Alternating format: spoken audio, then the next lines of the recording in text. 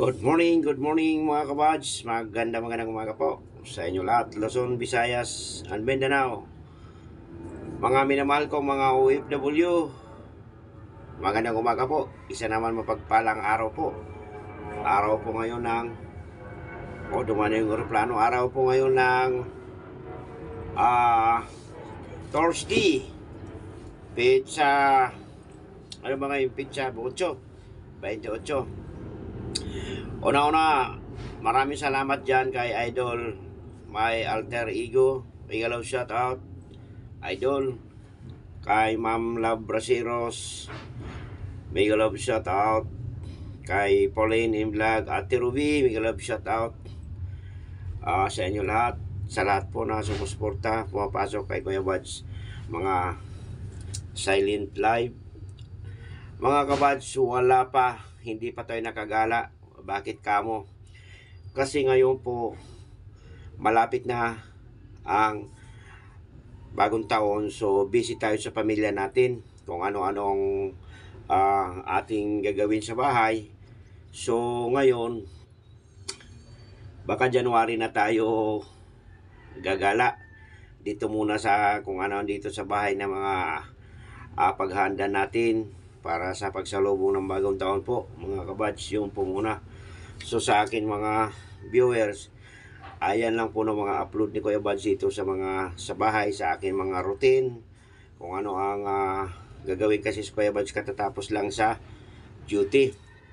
So ganun pa man po, kahit papano meron tayo upload na video araw-araw kahit ilang minuto lang po.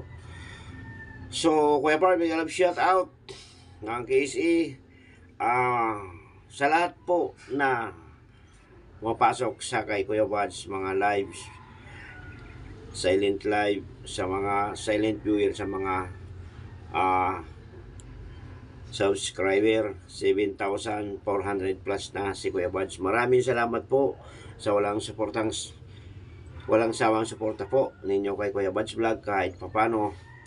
At hindi kagandahan ang kanyang mga content, pero ganun pa man po. Lord, thank you po sa inyo lahat. At sana po tayo lahat na mga small YouTuber, tuloy-tuloy po ang atin suporta. Bawat isa sa atin pag hindi po busy, pag may time lang naman po. Ayun po. Kay Idol Leaks TV, mega love shout out. Ma'am CP, mega love shout out. Ate Lori Iban, mega love shout out. Ma'am AG Nangis, mega love shout out sa inyo lahat dyan. Ang aking una pang hindi ko na nakita ang aking idol, si biyahe ko to. Magandang umaga po sa inyo lahat. So ayun po ang gagawin ni Kuya Buds ngayon muna sa ulam ngayong umaga. Napakamahal po ng isda ngayon. Mura po ngayon yung karne, 285 ang kilo. Yung baboy, depende po sa klase ng parte ng kanyang baboy. So si Kuya Buds magtutulan ng isda na mayroong malunggay at mayroon talbos ng kamuti. Ito po muna kay Kuya Buds. Tapos mayroon tayo dahon ng sibuyas at mayroon sili, kamatis. Alam nyo po mga kabads, masarap yung tinulang isda na medyo maasim-asim. Lagyan natin ng kalamansi. Labis kalamansi. Ito mga kabads, sariwa ito. Sariwa ito. 3 piraso ito. Alam nyo kung bakit 150. Parang tag 50 ang isa. Napakamahal po ng isda po ngayon. Ayun. Hasa-hasa at saka kung tawagin sa amin ito ay maripati.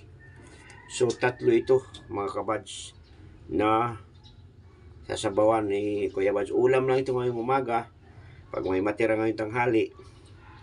So ganun po ngayong kamahal yung isda. 400 plus, may 600, depende po sa klase ng isda. Hindi naman natin kaya bumili ng ganyan mga di kalidad na isda, kagaya ng mga lapu-lapu, yung mga talagang, siyempre, nandito lang tayo. Ang abot ng mga kaya lang natin, mga kabads. Ayun po. So, sa inyong lahat, muli, maraming salamat.